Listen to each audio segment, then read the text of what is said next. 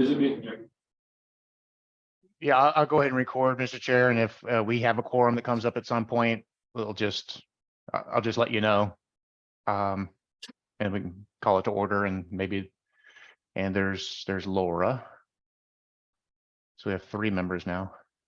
We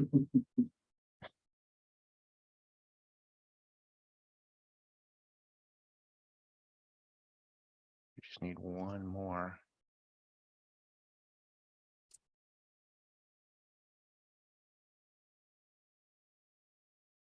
Mike, did anybody tell you they weren't coming? Joseph Topham was like he had declined at one point, but he's accepted a few of the other invites. So I assumed he would be available, but that was the only one that, and Ian wasn't going to be here. He's in Europe, I think, as you know.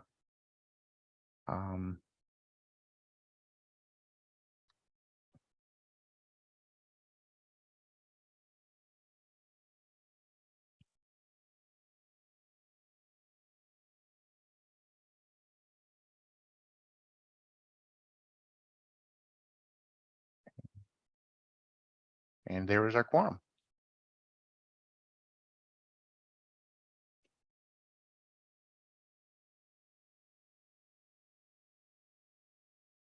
All right, thank you, Laura and Michelle and RJ for coming. We'll call the Bicycle Pedestrian Advisory Committee to order. We do have a quorum. I get a motion to approve the agenda by roll call. Laura? Aye. RJ? Aye. Michelle? Aye. Aye. Approval of minutes for May 26th. Laura? Aye. RJ? Aye. Michelle? Yeah, I only have one comment that there is there was a reference to my email, and I just thought maybe we should add that to the minutes as well if we're referring to it. He's right. Yeah. Okay. That's the only thing. Otherwise, it would be an aye. Laura and RJ, okay? Give me your motion with that email. Okay. So you're an aye, Michelle? Yeah. I'm an aye. Yeah. Great. Okay. Ongoing projects. Let's go right in. Do you want to start with Mid-Island? If that's all right, Mr. Chair, and Jeff Maxis is here from Beta Group, who's the engineer for this project. And as we discussed at the last meeting, we wanted to look at the array of alternatives for traffic flow along Pleasant Street, Williams Lane, and get some guidance on that. Jeff's already started that process, so I think the point of this meeting is to kind of introduce the table and revisit the plans really briefly, and let you all know that we'd like to continue this discussion with a little bit more material next month at next month's meeting, if that's all right. So with that said, Jeff, I don't know if you want to briefly describe the material that's in the packet, and basically if the members had a chance to review it ahead of time and had questions, this would be the opportunity to do that. Yeah, sure. Thanks, Mike. Jeff Max Tudis from Beta Group. Yeah, so Mike was asking if we put together at this point like a qualitative type of comparison for some options. You know, we've been working on this Complete Streets project it's been a few years now. It's kind of started and stopped, and now we're getting going again. And, you know, there's funding available through the Mass DOT Complete Streets, funding project, which Nantucket has that to $500,000. So that's available. So we've done concept plans, up to this point. I guess, I guess we stopped it maybe 2 years ago. So they're, you might call they're probably beyond concepts, but 10%, but, we need to work with you to decide on the direction and alignments of these projects. So this is kind of a quick evaluation matrix that allows you to compare kind of at a high level some of the impacts. And this is, for Pleasant Street, and then we have Williams Lane also. So it's kind of broken into a few segments there, starting with Pleasant Street, 5 corners to Williams Lane to Sanford, Road and Sanford to Dave Street, and then to Sparks at the roundabout. So kind of starting at the top left, we have broken it into the columns across the top are traffic impacts, extent of right-of-way, easements or takings, bicycle accommodation, pedestrian accommodation, and magnitude of construction costs. So under traffic impacts, and well, all these are separated into one-way option and two-way option. And really, the one we haven't detailed the one-way option in any kind of concept, except we did do a concept for a pilot program for Pleasant Street, and we do have that, but this would be for a permanent option. And for most of these, for traffic, if you go one way, what are the impacts of if you go, you can go either way with northbound direction. Well, you're going to increase traffic volumes on your adjacent parallel routes, such as Sparks Ave, Orange Street, and Atlantic Ave. We haven't quantified those now in terms of what the magnitude of those traffic volume shifts would be. If you'd like that, that's something we can do to try to kind of put more meat on the table. We haven't done that yet. And then of course, two-way, you're maintaining the 2 lanes as it is today. So there's really no impacts there. In terms of right-of-way, well, if you're one-way, you have a lot more right-of-way to work with. So there's going to be few, if any, impacts there. Two-way, there are some impacts, particularly really in this section where it's tight, 5 corners to Williams Lane, and along the corridor. Besides, any easements, it'd be permanent easements. There'd be temporary easements for construction, but also there is impacts of relocating utility poles, and there's some utility vaults along the corridor also. Get the bicycle accommodations. One way where we're repurposing the road to use as two-way bikes, so that's great for bikes. And two-way, there's less high level facility. Either they're sharing the road or they're sharing the sidewalk at that point. Pedestrian accommodations, kind of same thing. If it's one way, you can have two-way, bike lanes or shared lanes. And then two-way, we do have some improvement in the sidewalks here, with some minor widening, some ADA compliance improvement, and then some conversion, if you want, from asphalt to sidewalk. And then magnitudes of cost.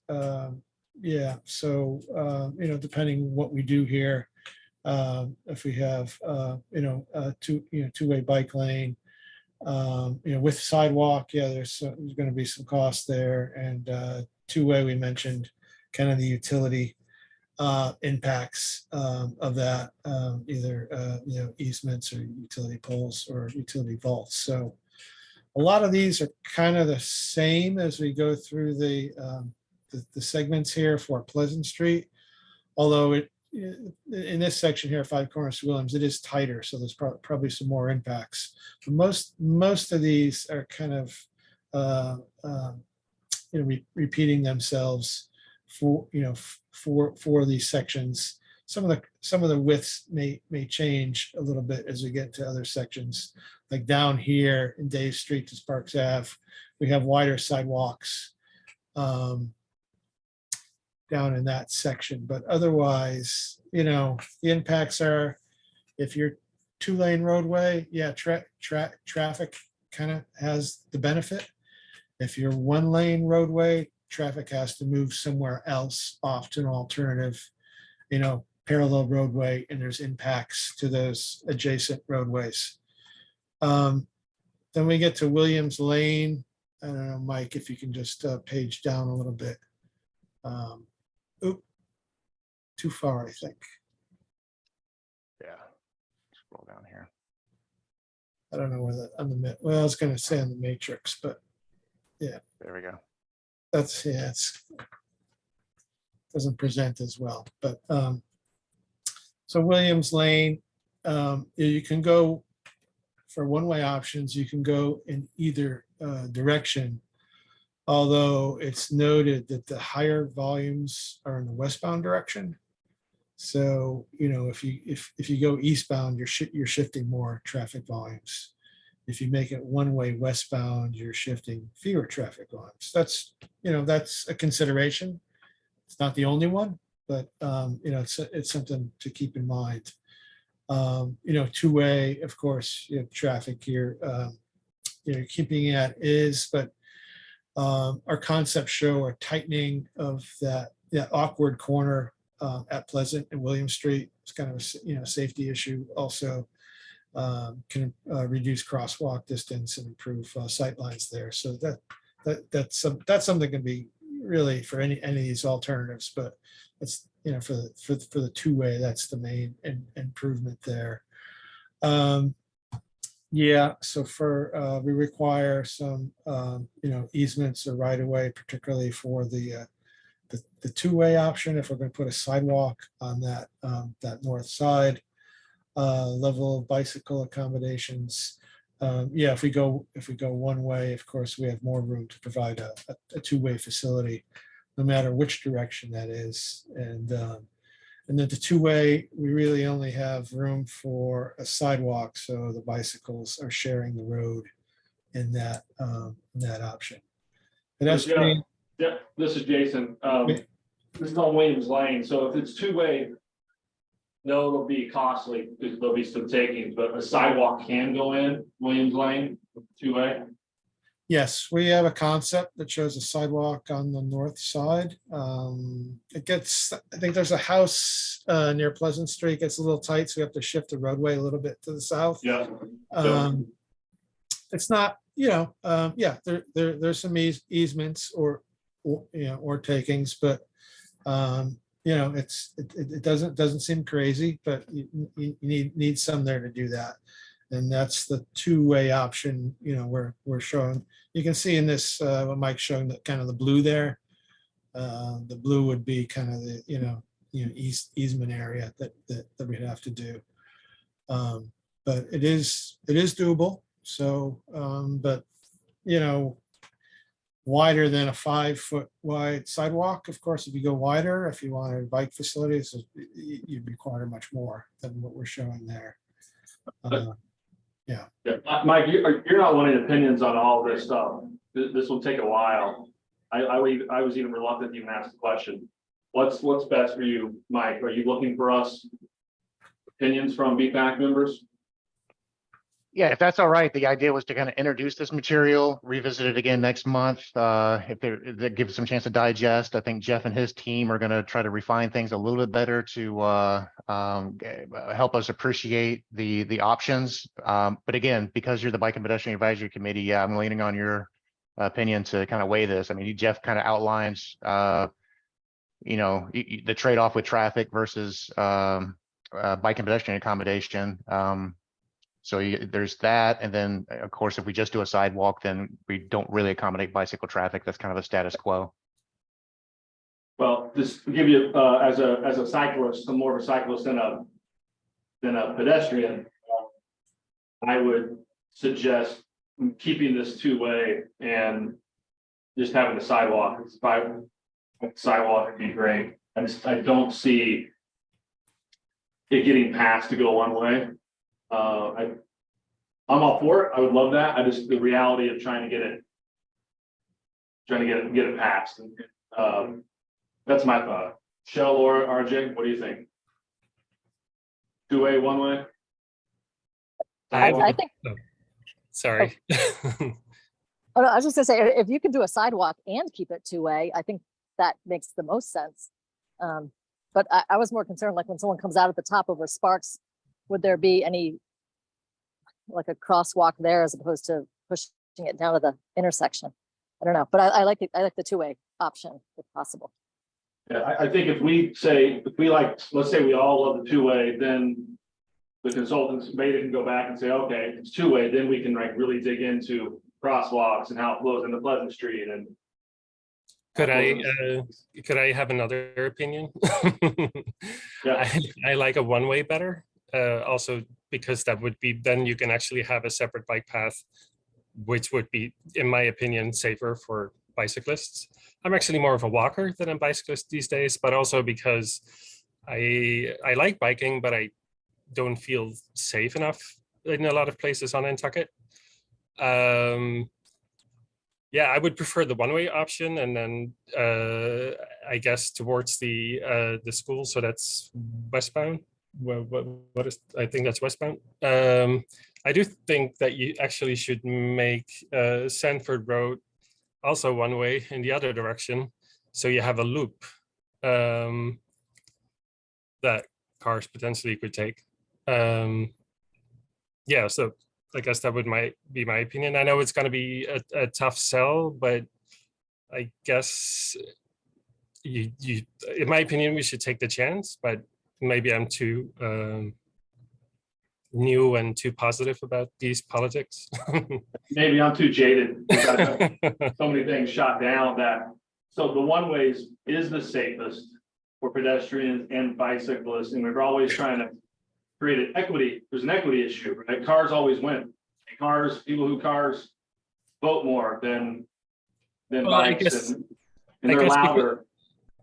I guess because we are the pedestrian and bike advisory committee, we should go for what is best for the bicyclists and the pedestrians, and then whatever happens after that, that's out of our hands, I guess. But I guess from our committee point of view, we should do or stand behind whatever the safest, I guess, for bikes and Yes. pedestrians. I think that's great. So like, if this goes to MPDDC and maybe the select board, we could recommend one ways. This is the best for pedestrians. It won't be Yeah. that big of a traffic issue. But then if that couldn't happen, then our second recommendation would be Yeah. X, Y, Z. Okay. And Joe Topham also liked this idea of one ways and having more room for pedestrians. Matt, you got your hand up? Yeah, sorry, I'm having trouble with my computer, but I can talk probably. Yeah, I think we should do the one way. I think that he talked about like looking at the volume and what happens. I think if there is a way for Mike and Beta to do traffic modeling and know what the impact elsewhere will be. The Mid-Island plan at one point, I'm going back 15, 20 years, sort of almost treated this whole area as a big rotary. And people were, there was gonna be circulation and parking on one side, et cetera. And I think, we should be doing that consistently, have one vision for that area if it doesn't completely lock up traffic everywhere. Yeah, the counterclockwise model. Yeah. RJ? Yeah, I definitely prefer the one way. I totally get that there's probably going to be some pushback on that, but I too am a cyclist and definitely would feel more comfortable in that area with a one way. Good. Mike or Jeff, did you say something? Are you moving on? Yeah, the only thing I'll mention is we do have, if we look at the one way, we do have an option of which way it is one way. Yeah, we would go the heavier traffic way. So I think it was towards the school going from Pleasant to Sparks, and then Sanford would be the other way. So it'd be kind of counterclockwise. Yeah. Giant rotary, as Matt said. Because taking a right on Sanford from Pleasant is extremely difficult. You can't cut that corner in a car without hitting the other car. So I usually don't ever turn right there. That makes sense? Pleasant turn right on the Sanford. Yeah. Mr. Chairman, this is good to. Go ahead, Mike. No, Mr. Chairman, this is good direction from you all. It looks like a little bit of a split from the crowd. So maybe at next month's meeting, when we have the whole group, we can probably maybe continue the discussion, or do you think that you have good direction now? No, I agree with everybody. My only thing was trying to get it passed. So I think we should, I like what Michelle was saying, like, We are focused on this. This is what we recommend. And if it doesn't pass, 'cause we're just an advisory group, here's our recommendation. I know Joe Topham liked this idea too, so that's 5 out of 7. And I can guess that Ian would, fall in place as well. And again, we did try to chop this up into sections, and maybe there's certain sections that are one way and the other are two way. So a little bit more some flexibility there. If it seems to be more desirable to be two way down at the end by where the Stop and Shop is. I'm trying to be cognizant of time, Mr. Chair. I know we wanted to get to the Tom Nevers while we still had everybody here. If that's okay, Jeff, I'll thank you for the presentation and we'll move on. Okay, I'm going to sign off. Thank you, everybody. Thanks, Jeff. Take care. And Mr. Chair, I'll introduce the team from Weston and Sampson here. Josh, do you want to recognize your team that you brought for our group? Yeah, I will. Thanks, Mike. Good afternoon, everybody. I'm Josh Milanig, landscape architect with Weston and Sampson. On the call with me, I have Lindsay Abbott and Tiffany Fong. So we have a quick presentation on the Tom Nevers multi-use path. So I think this is just the first slide of it. We'll go flip to the second one. So this is just our typical team. Brandon Kunkel is the practice leader at Weston and Sampson. I'm the project manager. And then Lindsay Abbott is helping along with Tiffany Fong from our team. I guess next slide, please. So just a quick kind of agenda that we wanted to go through. A couple years ago, Weston and Sampson did a feasibility study on there. I'm not sure if everybody on the committee has kind of read through that, but we'll just kind of get a quick distillation of that, bring you guys kind of up to speed, walk through some existing conditions, talk about the cycle experience, and then kind of leave it with some questions and comments at the end. Next slide. So the project background and purpose. So this is to expand upon your existing bike and multimodal path, recreation pathway system that you have on the island. We're looking to increase safety and mobility throughout the island for residents and visitors alike. We're also looking to create connections through existing assets that you have on the island that are currently not readily accessible via a dedicated bike or a multi-purpose kind of path. So that's kind of looking at, and we're kind of going to be coming from the Milestone Road area down Tom Nevers Road towards kind of Pebble Beach and the Tom Nevers Field, kind of down that way. If that kind of helps everybody kind of formulate an idea in your brain where that is. And then item number 4 is we're just kind of, we want to support the transportation policies of accessible, affordable, and reliable multimodal options that you have on the island. Next slide, please.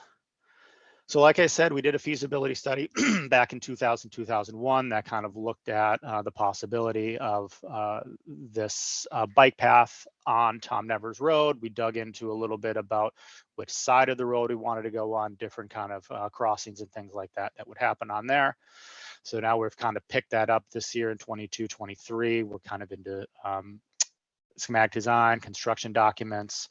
We're working through permitting right now. There's a little bit of permitting right along Milestone Road. That's a Mass DOT road, so we will have a little bit of permitting just to get an access along Milestone Road.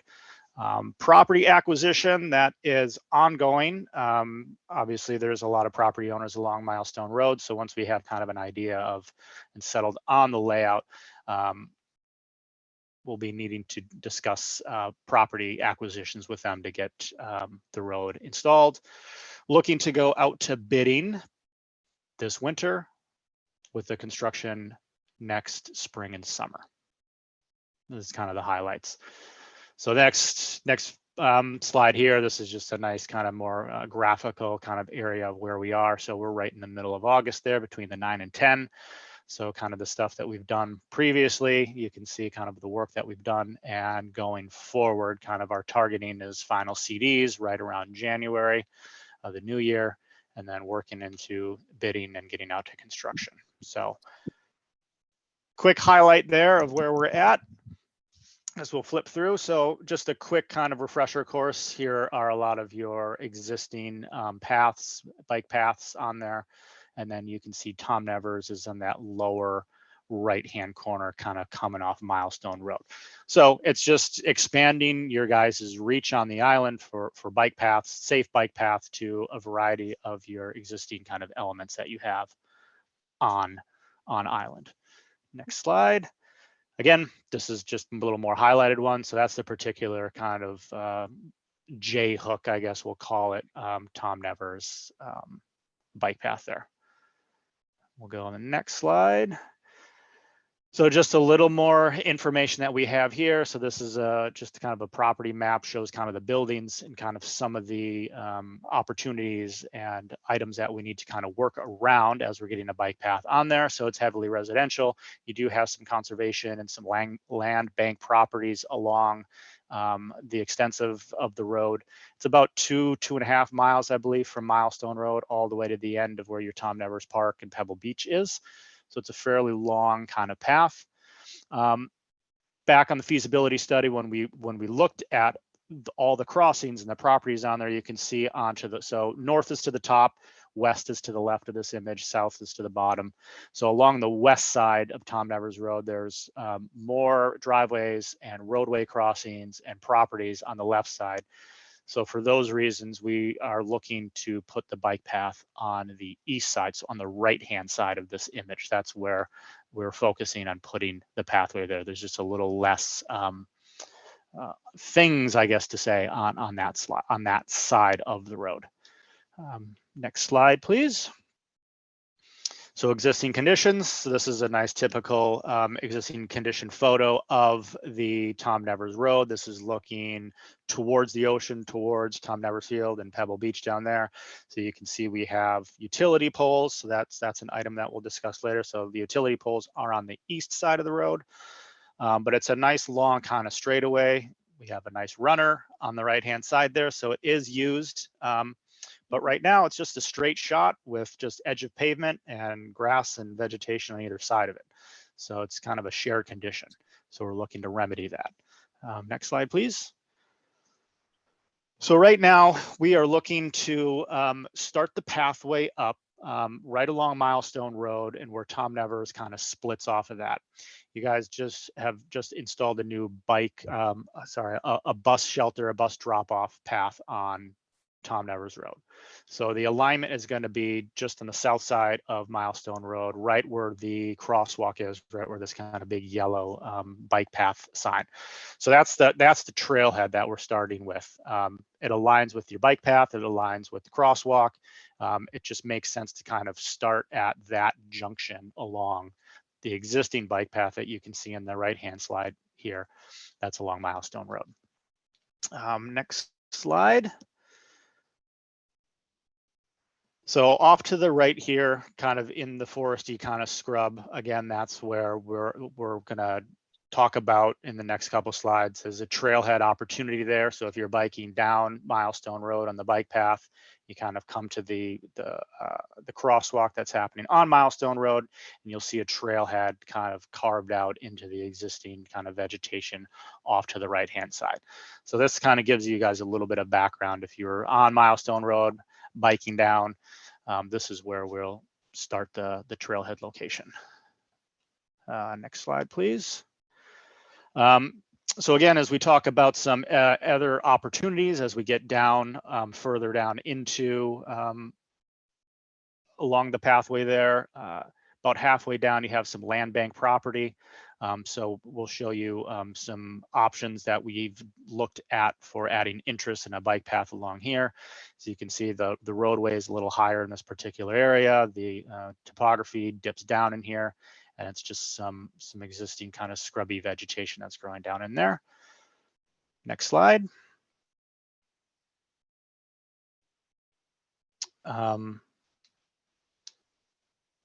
Lindsay, is this? I feel we're missing something. I think there's this one in the next slide, or the end of the opportunities. Oh, okay. All right, great. Yep. So again, as we move further down towards the end, we have other opportunities of looking for and things we need to deal with. Fixed existing elements. You have the utility poles, and then as we get closer to the end of the pathway, some of the residential properties become closer and closer to Milestone Road. So we have some ideas and thoughts that we'd like to run by the committee here on how to effectively deal with a bike path and proximity to residential areas there. Next slide.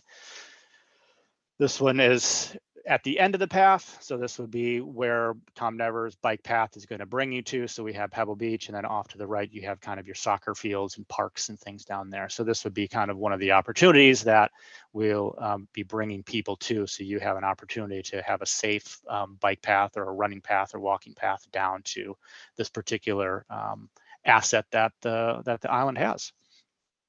All right, next slide. This is a picture of me actually and my family. We rode Milestone Road a couple years ago. We rented bikes in town and then rode all the way out to Sconset Beach down at the end. That's my daughter in there, and she really liked the path.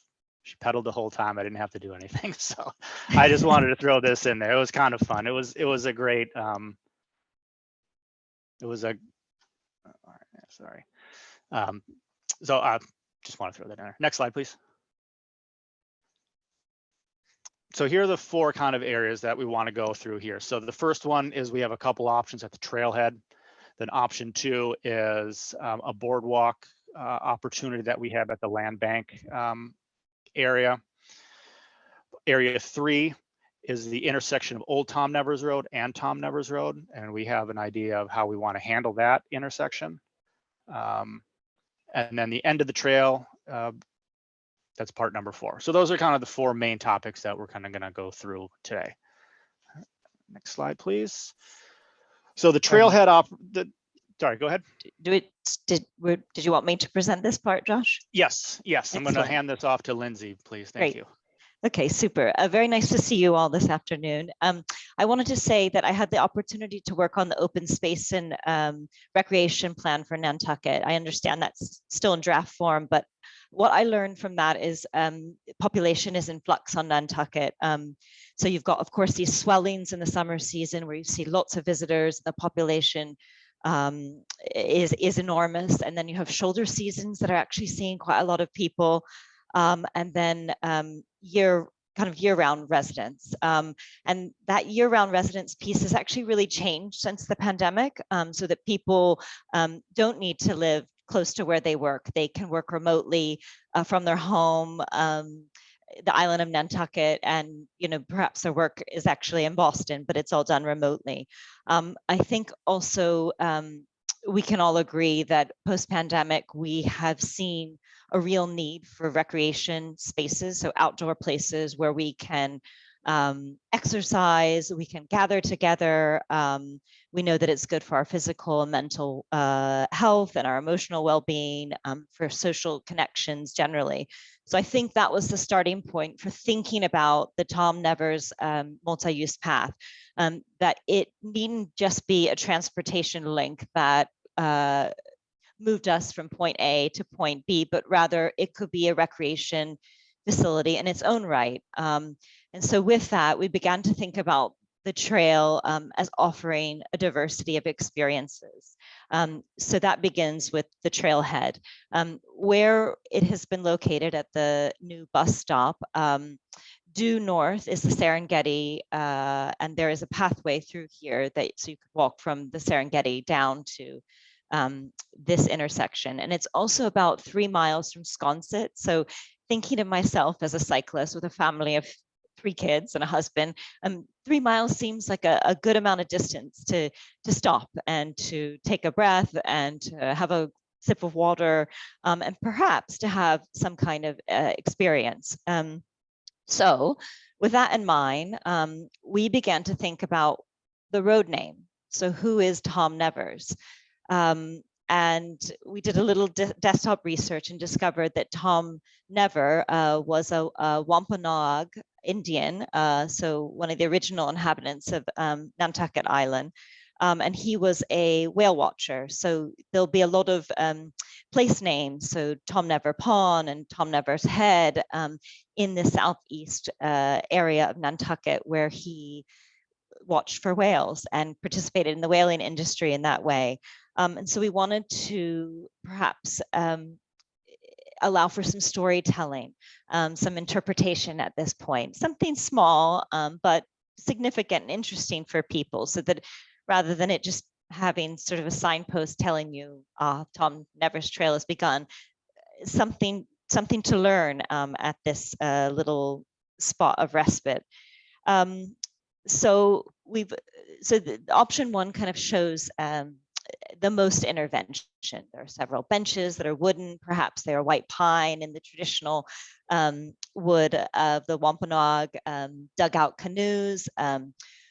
Other materiality includes native trees, native ornamental grasses.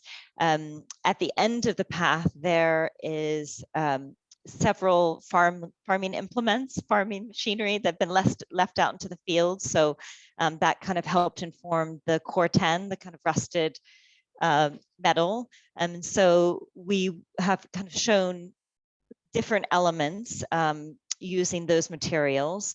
It would be completely porous. So it would be the stone dust path.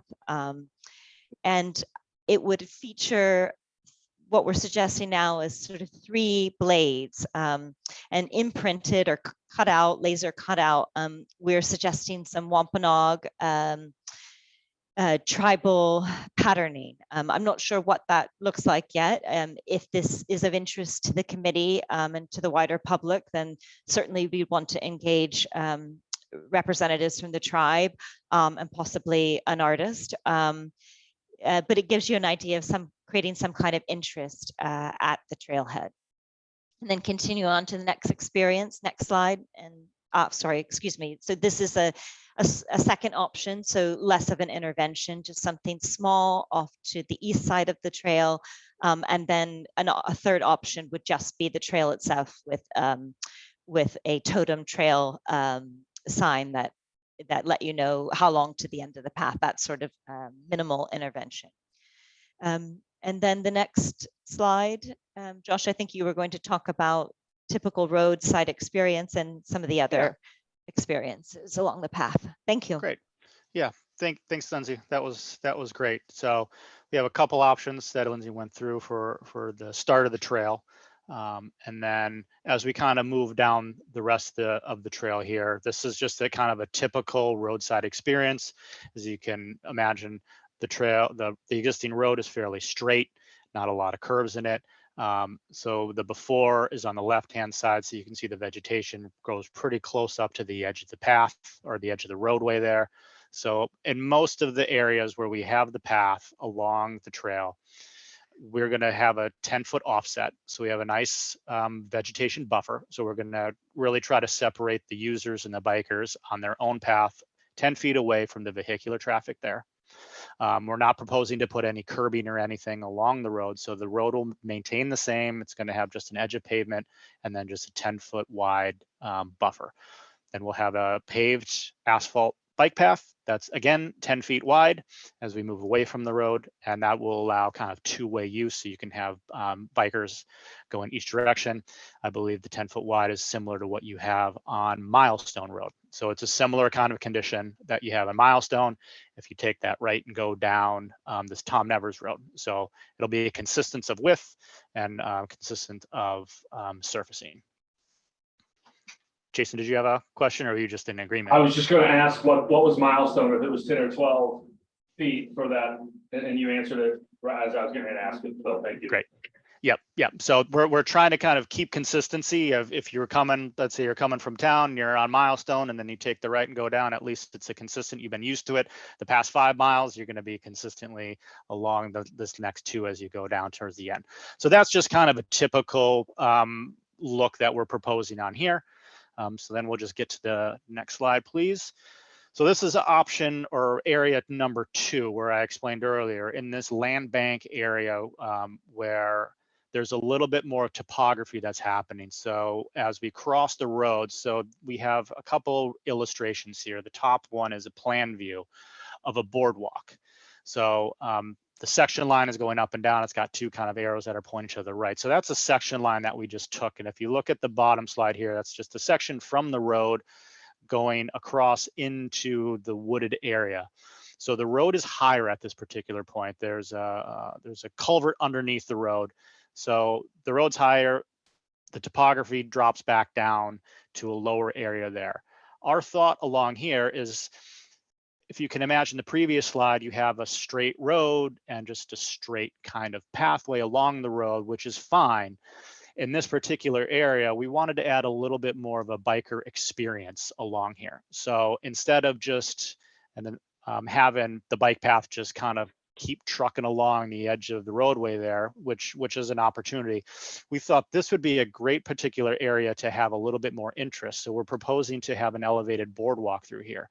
And so in addition to the horizontal kind of left and right of the sweep, as you're moving from the left going towards the right, you kind of have that bow out through there. We're also going to have a vertical element where the boardwalk is going to raise up a little bit, and then it'll fall back down and touch grade back on either end of it. So it's going to add a little bit more of an experience as you're biking down here. You get off into the woods, so we're going to separate the bikers from the vehicular area, so you get a little bit of separation, try to kind of sweep you out into kind of the forested area. But at the same time, the boardwalk is elevated, so we're going to give you a little bit more of a bird's eye kind of perch, so to speak, as we get out into the landscape. So you'll have a little bit more visibility. Hopefully you can get above some of the treetops there.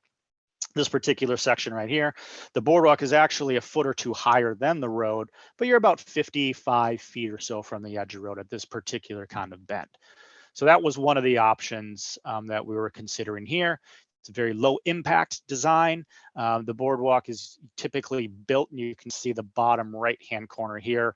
It's a prefabricated metal frame structure that's welded off-site, shipped to the island, and the contractor really just kind of bolts it together, so to speak.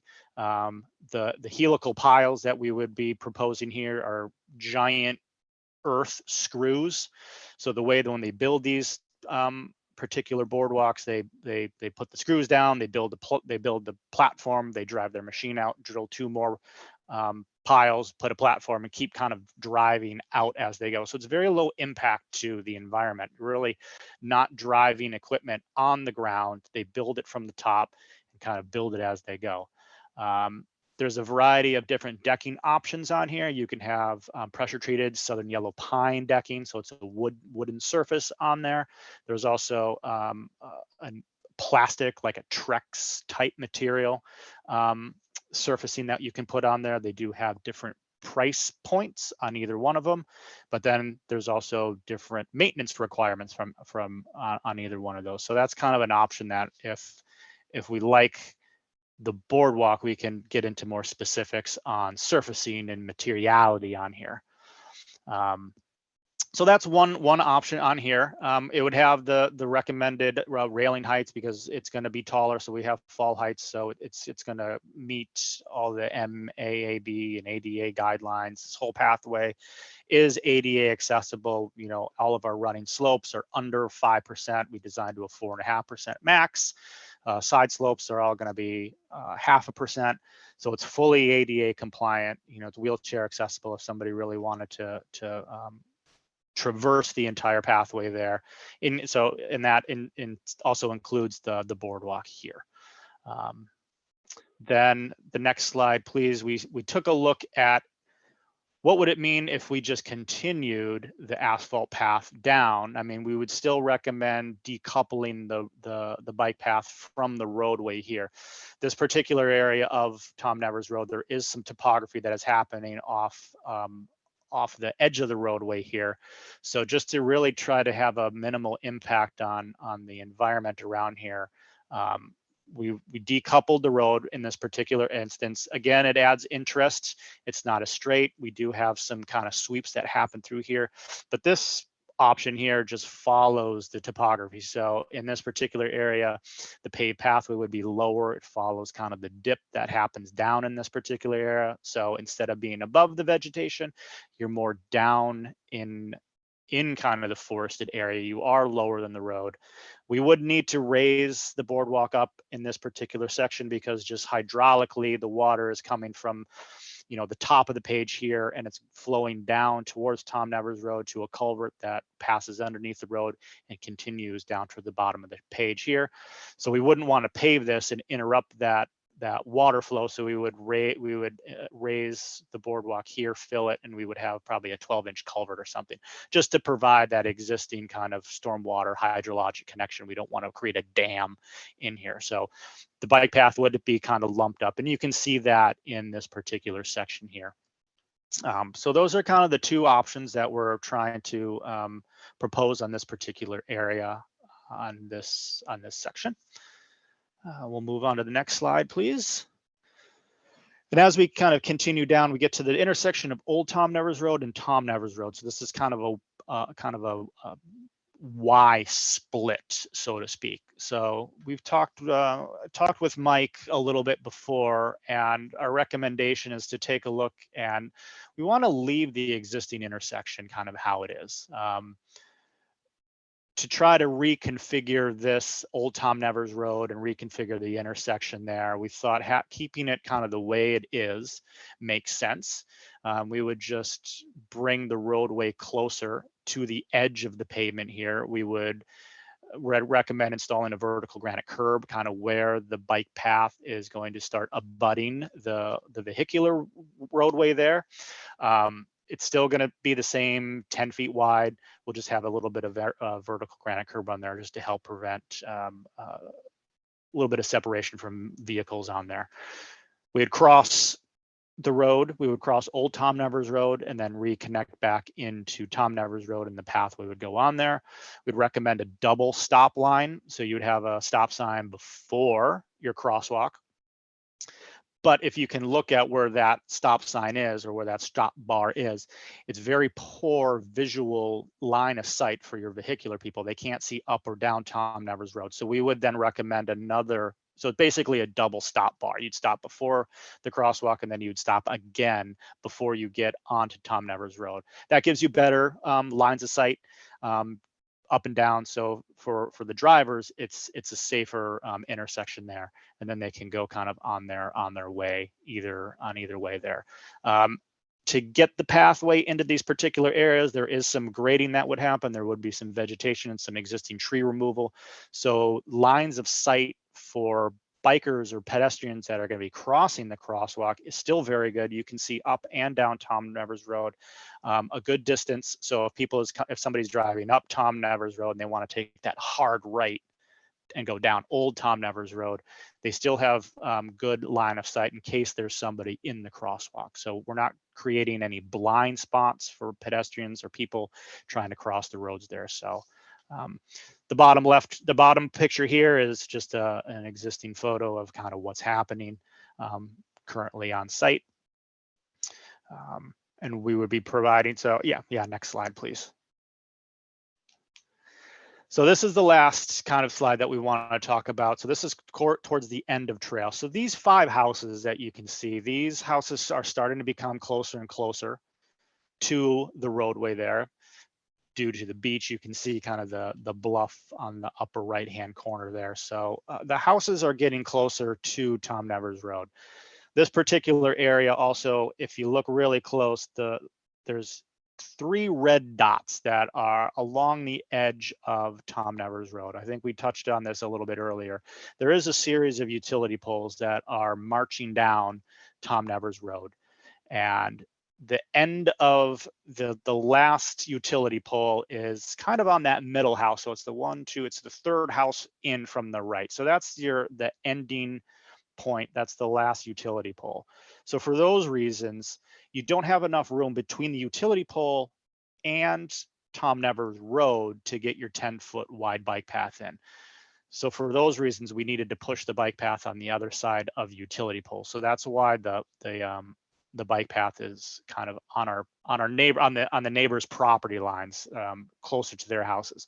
But once we get past that last telephone pole, then we can sweep our bike path, and we're recommending that we would kind of couple back up the road and the bike path and put a vertical granite curb on there, but we would need to run the bike path kind of along the edge of Tom Nevers Road. So it's a little bit of a deviation from what we've been doing for the rest of the bike path, where we had a 10-foot wide kind of vegetation buffer along there. And that's really due to that last house. You can see the house that's really close to the road. If we would continue our 10-foot wide kind of bike path, the bike path goes right through that particular homeowner's kind of their driveway. So for those reasons, just to be respectful to the neighbor's house, and due to the end, this is kind of the end of the bike path. Hopefully there's less vehicular traffic there. And I don't know the number off the top of my head how long this particular section of road is, but we felt that for most of the drive, we had that vegetation buffer, and then this last kind of area, we would curb it and have the bike path follow the vehicular way there. And then right now we're just ending the park, or ending the bike path kind of near that little guard shack that's down by Pebble Beach. I believe we've heard, at least through Weston and Sampson, there's some preliminary park redesigns that's happening on kind of the park and the athletic fields, that it's off to the right on here. So this is, but we don't have anything to design to, so this is kind of just an easy way that we can end the bike path, and then as you develop or reconfigure the park itself, we can revisit it. We're not adding a ton of infrastructure and a bunch of cost into something that, who knows, in a couple of years, if you redevelop that park, it gets blown up. So it's a nice way to end. Also, you're not really having a lot of vehicular traffic that goes down there anyway, because you have that guard shack there. So it's a safe kind of ending point for the people, and gets you to where you want to go. If you're going to go to the beach or to the park, you're kind of right there, and you're fairly safe. This bottom left-hand image. So this is again on, this is a picture from us when we were out on site. So you can see this last particular homeowner.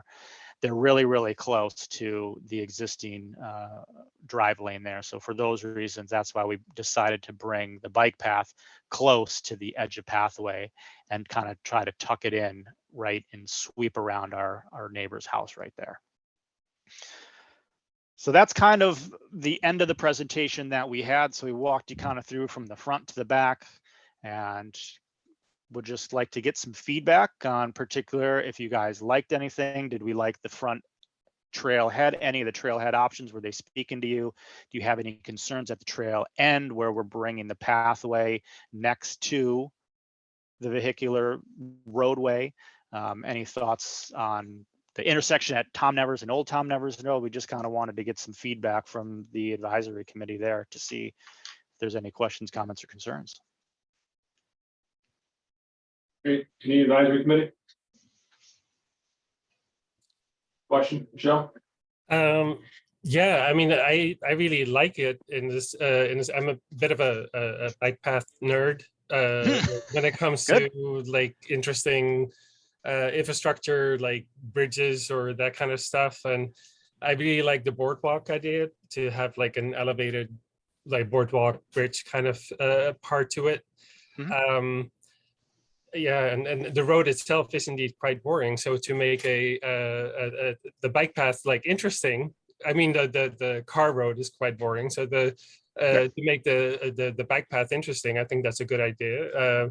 I like the idea to incorporate history to it as well. Yeah, but I really hope we're gonna get that boardwalk or something similar to that. I would be really for that. Yeah, I think, that was when we were discussing internally at Weston and Sampson, we felt that was a very good opportunity to do something there. Add a little interest, add a little spice to the commute. It's kind of right in the middle of the path. So you're kind of trucking along the straight, and then there's something interesting that happens. You peel off the bike, the road, something happens, and then a little bit later, you kind of come back to it. So it adds some spice, adds some interest to it. So, And it might also be a good example of what we also could do maybe in the future in other areas where there are some ponds or that kind of stuff. But anyway, I like it. great. I appreciate the feedback. Laura? Yeah, I was gonna say, I like. You're breaking up a little bit. Out in Austin, and I have those. Laura, you're breaking up a little bit.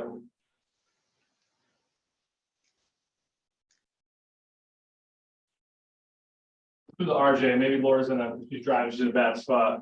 I wanted to hear your environmental, are there any environmental advantages, Like walks like RJ? that over Lee. It's nice because I think when you're, oh, okay. Okay, no, I'm trying to, oh, hello? Laura, you're coming in and out.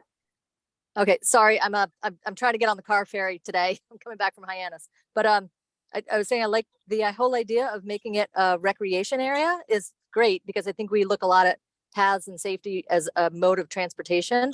But so I love that, and I love the boardwalk to make it more interesting as a recreation area. But it'd be nice to have things like, I don't know, I know it's kind of far out there, but you know, places to stop for like that. You know, there's the one water fountain out on when you head out to Mattakit, but I think there aren't a lot of spots to stop for water, maybe to read some signs with information. I think it'd be great to make it a destination in and of itself. So I like it. Thank you. Thanks, Laura. RJ, I was curious on if there's any environmental advantages of having the boardwalk and not having the asphalt on the ground and having the, I know you have to clear cut it to it's solid, but underneath it could still grow and be normal. What are your thoughts? Yeah, so a lot of times with those boardwalks, you're able to have them high enough or let enough light through between the actual planks to have vegetation grow underneath, and it'd probably be lower impact. I think, I don't know, Josh, if you know if that's Phillips Run, that the bike path crosses there where the boardwalk is, coming down from the cranberry bogs. But in any case, getting it up over that would probably be for the best, and the land bank has been permitting some other ADA accessible boardwalks elsewhere in kind of more sensitive areas. So I do like it too.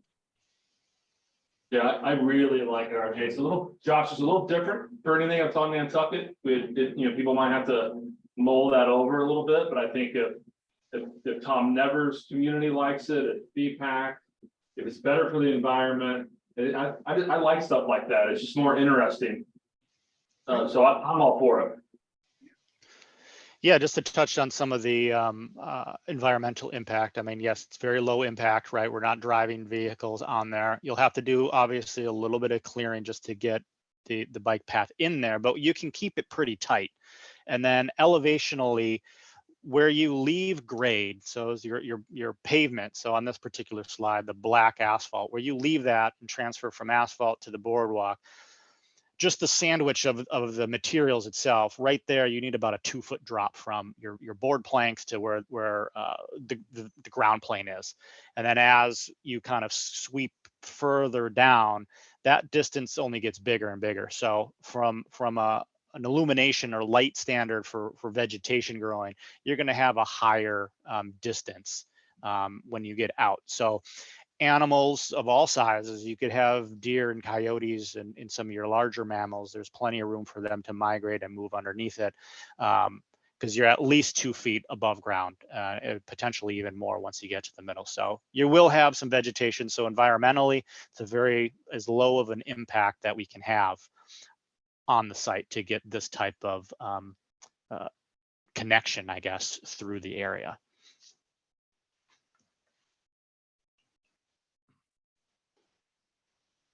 Randy, as a representative, all those in Tom Nevers, do you have any questions or comments, thoughts? Yeah, I do. First, to Laura's point, a water fountains or a water fountain is very critical on the path.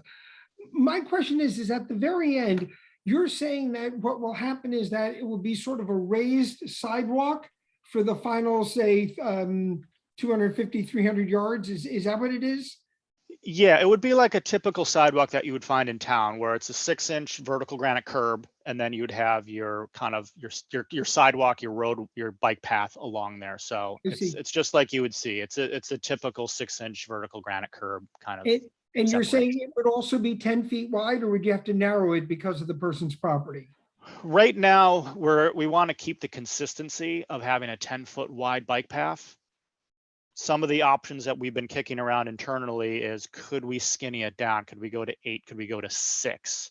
It's still a little long as far as kind of our recommendations. I mean, we want to be respectful to the property owner and the homeowner, especially the one who's like right there.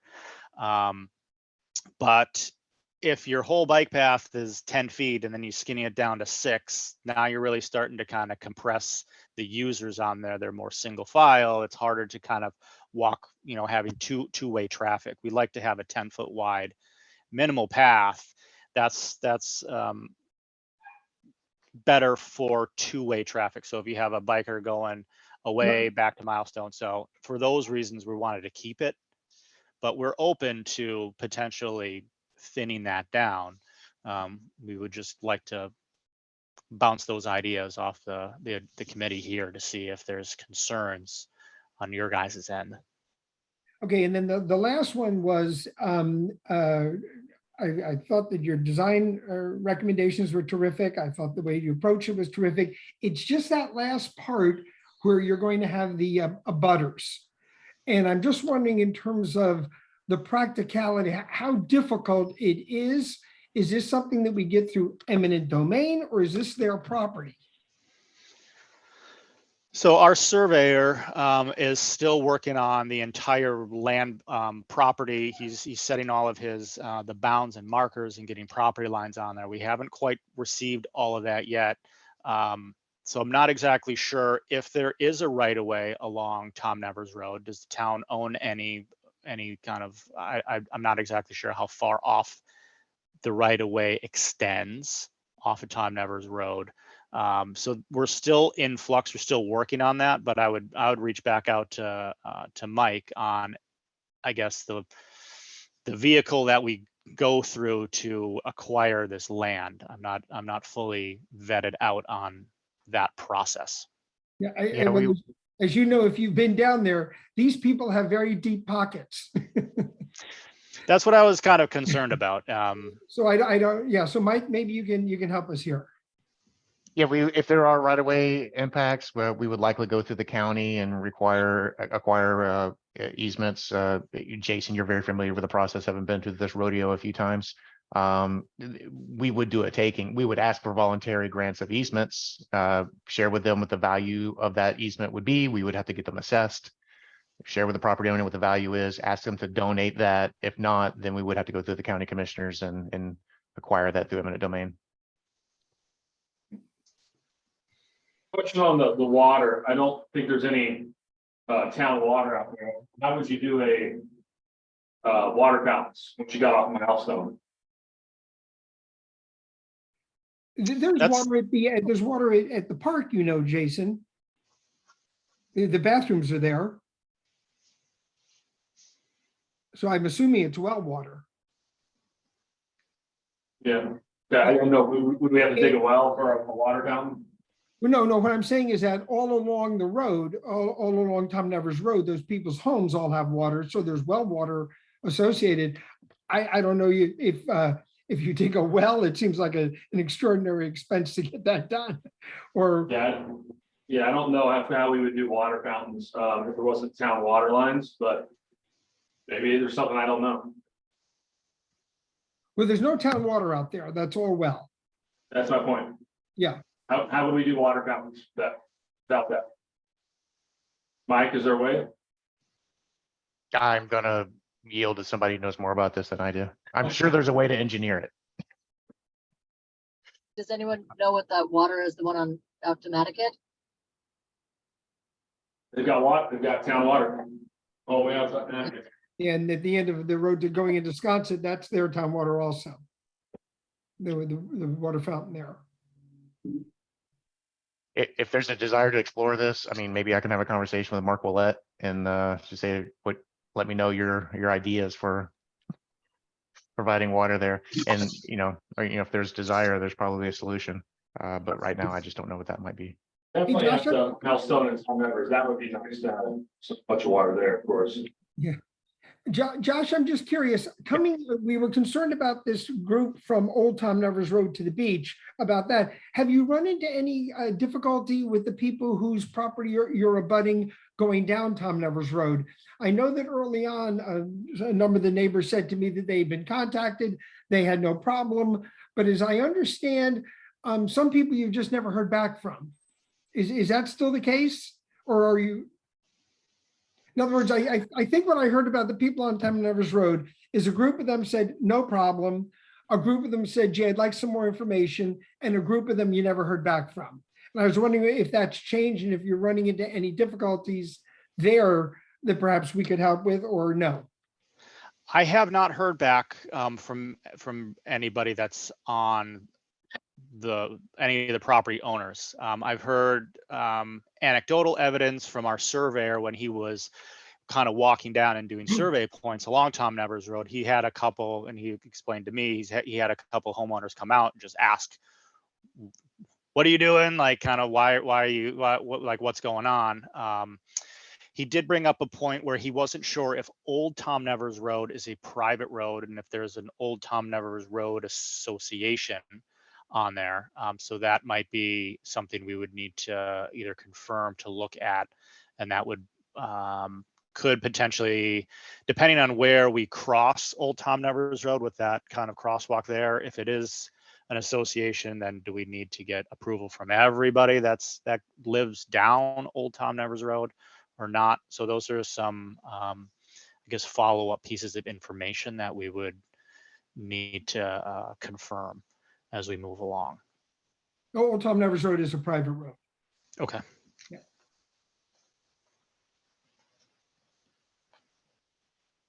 Any last comments? I have to run, and if I run, we don't have a quorum. Mike, anything else you want us? No, No. if it's appropriate, maybe we continue the discussion next week to, again, digest this material. Randy, you're going to have your association meeting. Perhaps you can take this material and communicate it with your group. I'm going to try to get, since this is recorded, I'm going to try to get this meeting posted on a project website if that's possible. And then we can continue the discussion next month. I would just, if we're taking no action for right now and just informational only, I would just ask to kind of close out the meeting if that's all right, if you could go. With committee comments and public comments, and then adjourn. Any last comments before we adjourn? Joe, RJ, Laura?